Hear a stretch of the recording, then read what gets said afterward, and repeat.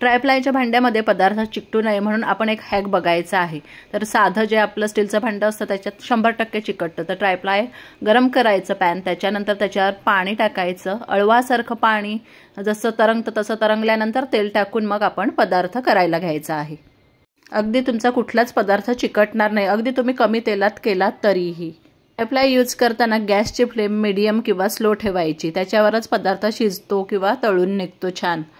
ट्रायप्लायचं कुठलंही कुकवेअर असू दे, आधी हीच टेस्ट करायची का पाणी टाकून बघायचं, अळवाच्या पानावर पाणी तरंगतं तसं तरंगलं का आपण लगेच तेल लावून घ्यायचं आणि मग आपलं जे फोडणी वगैरे आहे ती तयार करायची।